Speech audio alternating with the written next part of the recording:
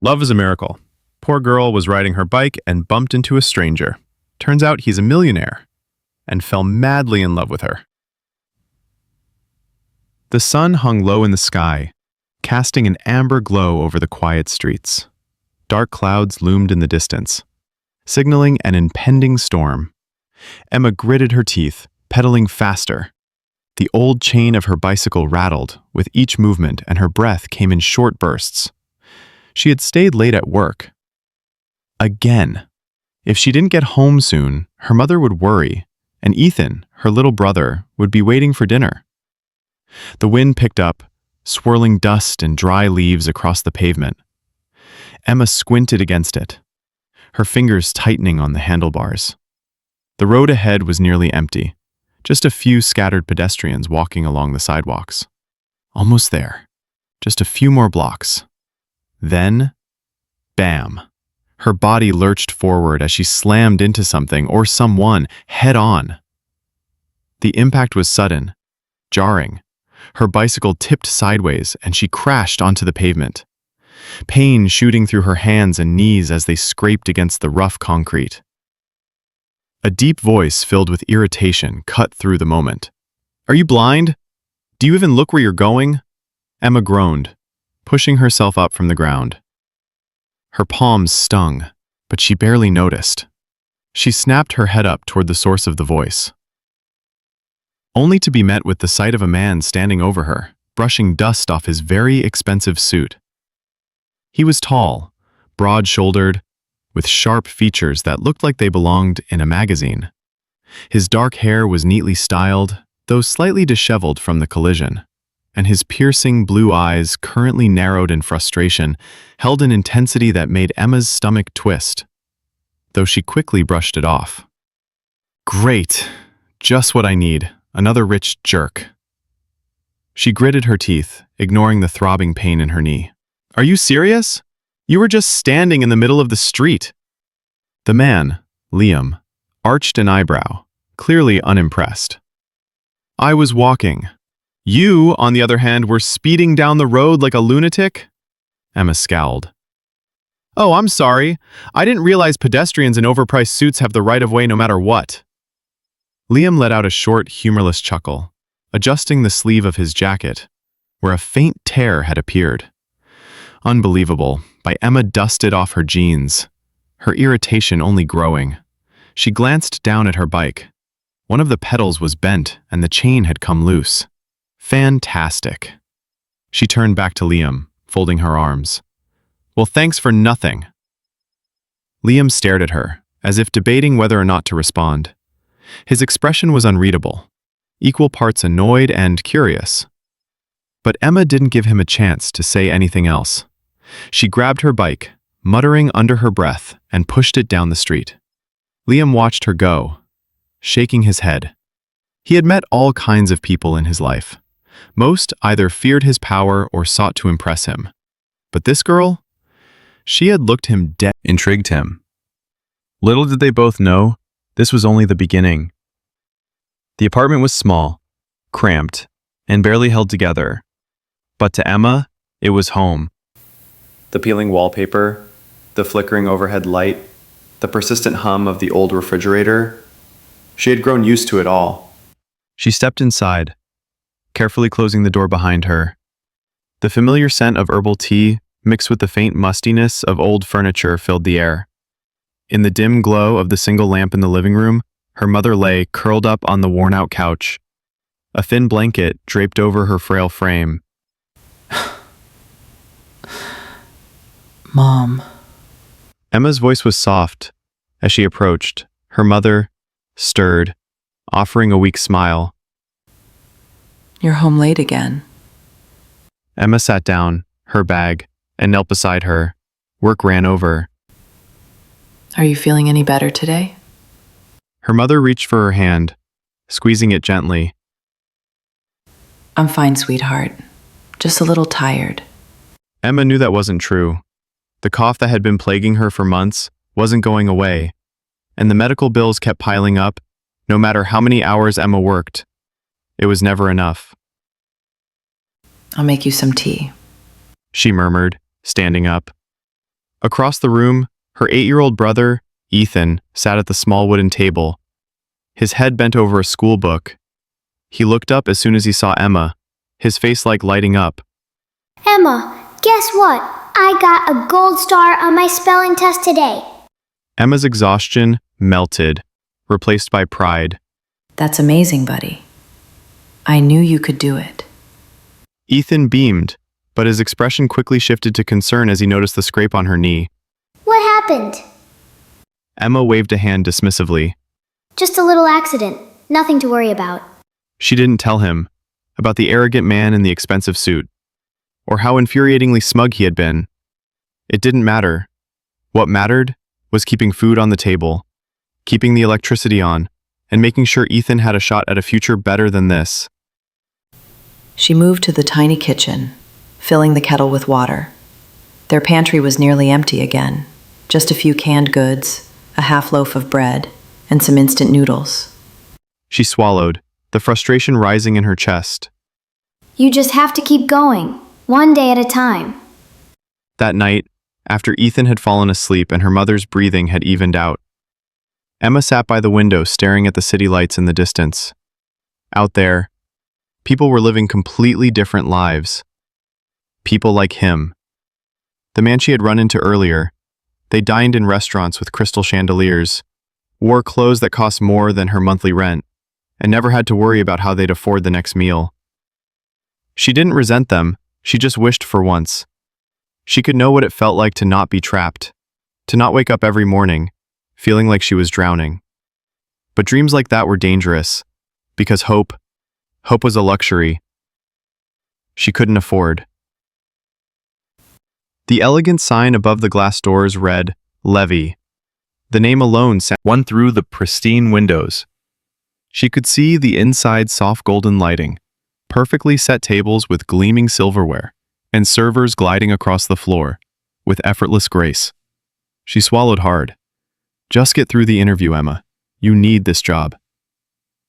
Pushing open the heavy door, she stepped inside. Immediately she felt out of place. The air was filled with the scent of truffle, freshly baked bread, and something delicate she couldn't quite name. The staff members moved with quiet precision, their uniforms crisp, their expressions unreadable. A polished woman at the front desk gave her a once-over, clearly unimpressed by Emma's simple attire. "Can I help you, Emma?"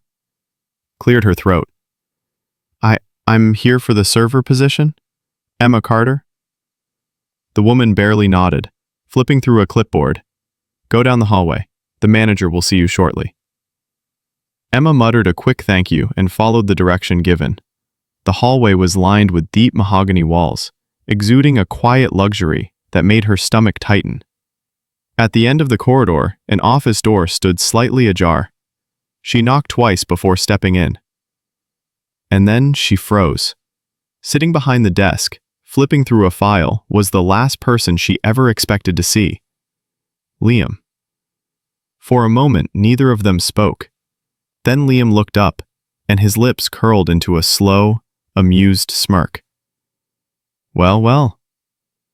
He set the file down and leaned back in his chair. Didn't expect to see you again. Emma's stomach twisted.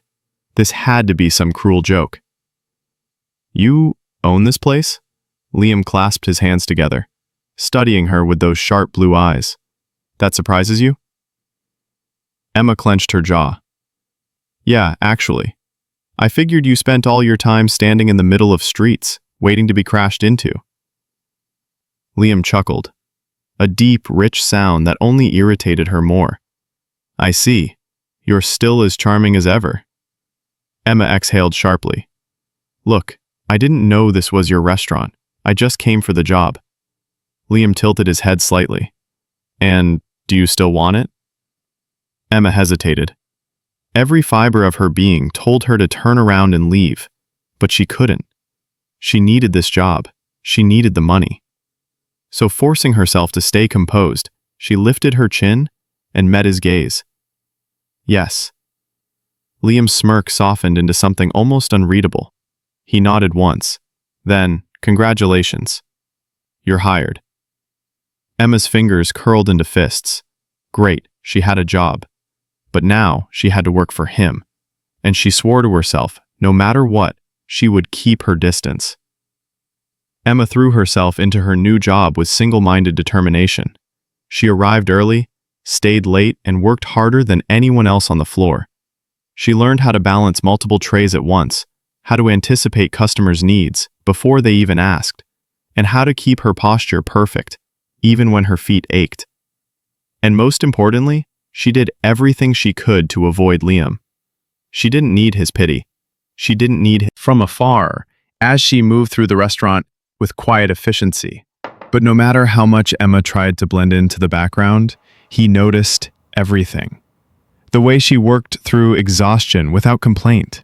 The way she subtly helped other staff members when they were overwhelmed. The way she carried herself with a quiet strength, as if the weight of the world was on her shoulders, but she refused to let it show. It made him curious, it made him want to know more, and little by little, without either of them realizing it, the space between them started to shrink. One evening, amidst wine glass, she felt a familiar presence nearby. Liam. He stood at the bar, watching her. She ignored him. BA, or at least she tried to, but then a second later, "Your grip is too tight." Emma blinked, glancing up. "What?" Liam gestured toward the bottle in her hands. "The wine. You're holding it like you're about to swing it at someone. Relax your wrist." Emma's lips pressed into a firm line. "I know how to pour wine." Liam raised an eyebrow. "You're good at it, but you could be better." Emma exhaled through her nose. "Oh, I'm sorry. Do millionaires personally train their staff in wine pouring now?" Liam smirked. "Only the ones who need it." Emma's grip on the bottle tightened. She was about to snap back when here. Liam reached for another bottle, and before she could protest, gently adjusted her wrist. His touch was light but firm, guiding her movement. Emma tensed for a brief moment. The world around them faded. His hands were warm, steady, and standing this close, she could catch the faint scent of something clean, expensive. Hi. Her breath hitched, but then, just as quickly as it happened, Liam stepped back. "They're better." Emma swallowed hard, forcing herself to focus. She muttered something under her breath and turned away, but Liam's smirk lingered. Because for the first time since she started working here, she didn't immediately walk away from him, and he counted that as a win. The next few weeks continued in a strange, quiet rhythm. Liam never openly interfered with Emma's work, but he was there, watching, noticing, helping in subtle ways. When a rude customer snapped at her, Liam stepped in, before she could even react. His voice calm but firm as he put the man in his place. When she struggled to carry a heavy tray late one evening, she turned to find Liam beside her, effortlessly taking it from her hands, without a word.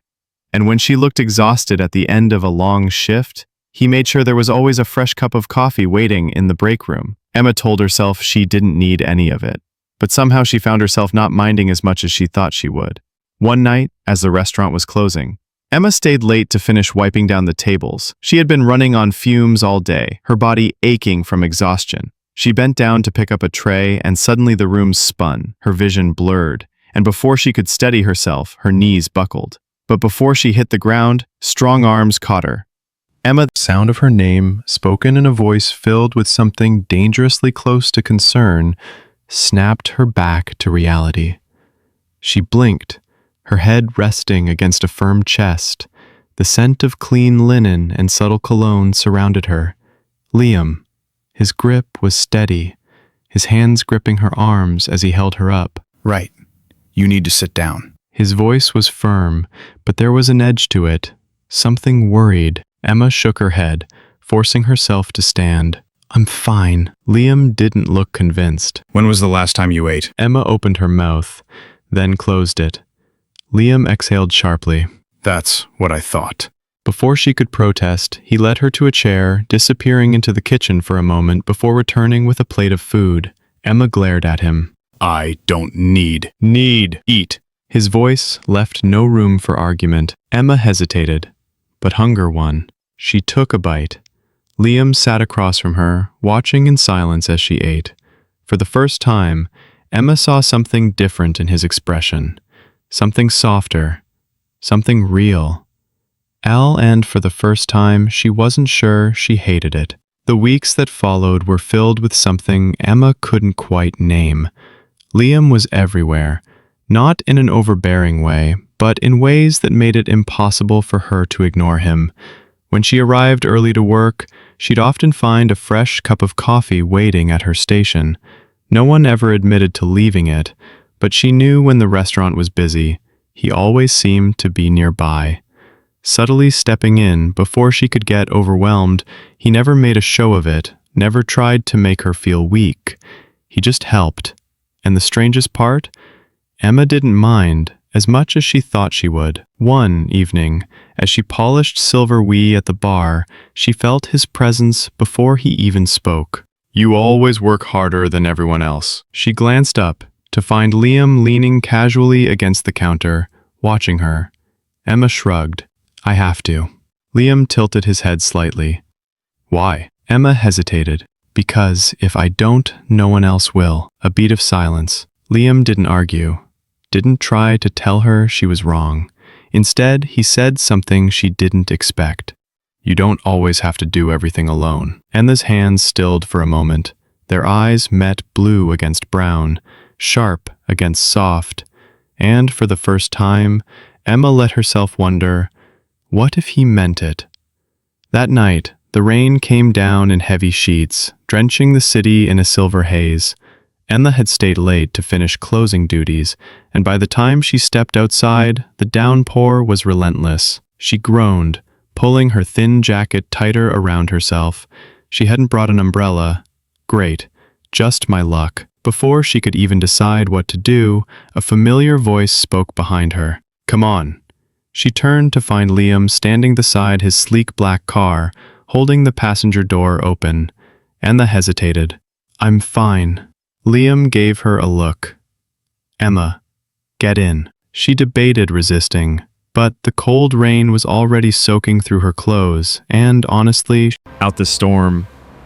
The silence inside was warm, heavy. The sound of raindrops drummed softly against the roof. Liam reached over, turning on the heat. Emma let out a small sigh, the warmth seeping into her frozen skin. "Thank you," she murmured. Liam glanced at her, something unreadable flickering in his gaze. Anytime the drive was quiet, comfortable, in a way Emma never expected, she found herself watching Liam when he wasn't looking. The way his hands gripped the steering wheel, the way his jaw tensed slightly, as if he were lost in thought. And Liam? He found himself completely distracted by the girl sitting beside him, by the way she stared out at the rain, her features softer than usual, by the way the dim light inside the car illuminated her skin, making her look beautiful too. Beautiful. He exhaled sharply, gripping the wheel tighter. What the hell was happening to him? When they reached her apartment, the rain still hadn't stopped. Emma hesitated, her fingers gripping the door handle. "I should go." Liam nodded, but he didn't unlock the doors. She turned to him, frowning. "Liam." His expression was unreadable. "Stay for a second." Emma blinked. "Why? Why?" He didn't answer immediately. Instead, he studied her, the way her damp hair curled at the ends, the way she was hugging her arms like she wasn't used to warmth. And before he could stop himself, before he could think about what it meant, he leaned in just slightly, just enough to test if she would pull away. But she didn't. Emma's breath hitched. Her fingers curled against the fabric of her jacket. And then, without thinking, without hesitating, she closed the space between them. The first brush of his lips against hers was hesitant, careful, but the second was undeniable. It was warmth and urgency, and something neither of them were ready to name. When they finally pulled away, Emma's heart was racing. Liam exhaled slowly, his forehead resting against hers. "Tell me to stop," he murmured. Emma swallowed, her hands still trembling, but she didn't. She couldn't, because in that moment, she didn't want to. The warmth of that night lingered in Emma's mind for days. She had tried to convince herself that the kiss was a mistake, that it didn't mean anything. but the way her heart still raced whenever she thought about it told a different story. And Liam, he had changed. Not in a dramatic, over-the-top way, but in the subtle moments. The way his eyes softened when he looked at her, the way he lingered just a little longer when they talked, the way his presence always seemed to settle beside her like a silent promise. Emma told herself not to overthink it. She had to keep her distance. But then, everything shattered. It happened late one evening. Emma had just finished rolling silverware in the back when she heard voices coming from Leon's office. The door was slightly ajar. She hadn't meant to stop, but then she heard her name, and everything inside her went still. "Emma, come on." I am Liam. Instantly, Ryan, Liam's friend, one of those polished, privileged men who always walked into the restaurant like they owned the world. Liam's voice was quieter, more restrained. "Ryan, don't start." Ryan laughed. "Oh, please. You feel bad for her? She's struggling, she's got a sick mother, a kid brother to take care of, and you're the rich guy swooping in to fix everything." Emma's breath caught in her throat. Ryan kept going, his tone dripping with amusement. "Be honest. If she weren't barely making ends meet, would you even care?" Silence, Kushu. Emma waited, begged for Liam to deny it, to tell Ryan he was wrong, to tell him that whatever was happening between them was real. But all Liam did was sigh. "It's complicated." Emma felt like the floor had been ripped out from beneath her. Her chest tightened, her vision blurring. He pied me. That kiss, the way he looked at her, the way he was always there. It had never been about her. It had been about charity, about fixing the poor girl. She turned and walked away, before she could hear another word. The next morning, Emma didn't show up for work, or the day after that, or the day after that. Liam noticed immediately. At first, he assumed she was sick, but after 3 days of ignored calls and unanswered messages, he knew something was wrong. She was avoiding him, and he had no idea why. By the 5th day, his patience snapped. He went to her apartment. He knocked hard. "Emma?" His voice was firm, but not unkind. "Open the door." Silence. Liam exhaled sharply, running a hand through his hair. "If you're mad at me, fine, but at least tell me why." More silence. Liam clenched his jaw. "Fine." He took a step back, his voice dropping. "If this is how you want it, then so be it." And just like that, he walked away. Inside, Emma pressed her forehead against the door, her fists clenched. She wanted to open it, pess. She wanted to demand answers, but she couldn't risk hearing more lies. Liam wasn't the type of man to let things go easily. For days, Emma's absence knotted at him like an open wound. He didn't just miss her presence at the restaurant. He missed her. The way she carried herself with quiet strength. The way she challenged him without hesitation. The way she made him feel something real in a world that often felt hollow. And now she was gone, without explanation, without a single word. It didn't make sense. So Liam did what he did best. He found answers. It took him less than a day to figure it out. Claire, one of the other waitresses, was the first to give him a clue. She looked upset the night before she left. Claire admitted hesitantly, "I saw her outside your office. I think she might have overheard something." Liam's stomach twisted.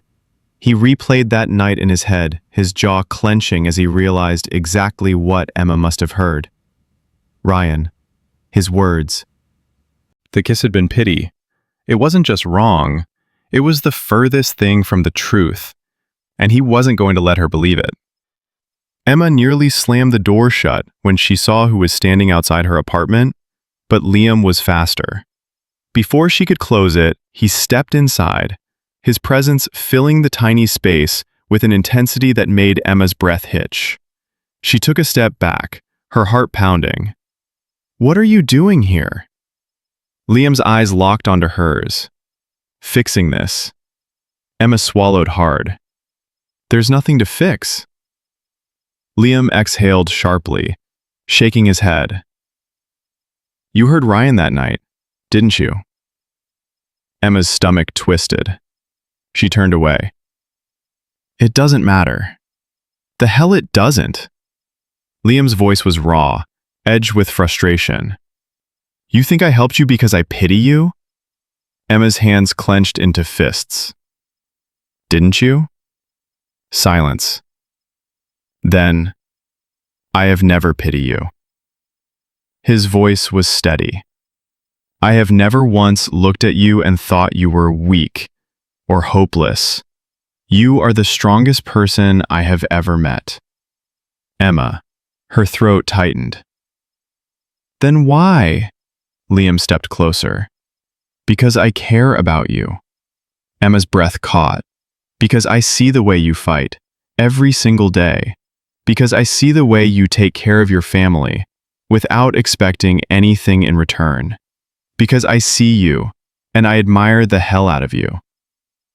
Emma's chest ached, but the fear, the years of being let down, of surviving on her own, still lingered. I don't want to be someone's responsibility. Liam, her voice was barely above a whisper. Liam's gaze softened. You're not. He exhaled, running a hand through his hair. I don't want to save you, Emma. I just want to stand beside you. I want to be with you. Not because I can give you a better life, but because I want to share it with you. Emma's resolve cracked, because it wasn't just words. It was him, the way he had always been there, never demanding, never forcing, never making her feel less than, just seeing her. And for the first time in a long time, she let herself believe it. The apartment was silent, save for the faint hum of the city outside. Emma stood, frozen, Liam's words still hanging in the air between them. I don't want to save you, Emma. I just want to stand beside you. Her heart pounded for so long she had told herself she didn't need anyone, that accepting help meant weakness, that love, real, unconditional love, was a luxury she could never afford. But Liam had never treated her like she was fragile. He had never looked at her like she was less than. He had seen her strength when she couldn't see it herself, and now he was offering her something she had never dared to dream of. A choice. Liam exhaled, watching her carefully. He could see the battle rage. No guarantees that life would suddenly become easy, just him offering to walk beside her, no matter what tears pricked at the corners of her eyes. Liam, he reached for her hand, his touch steady, grounding. You don't have to do this alone anymore, Emma.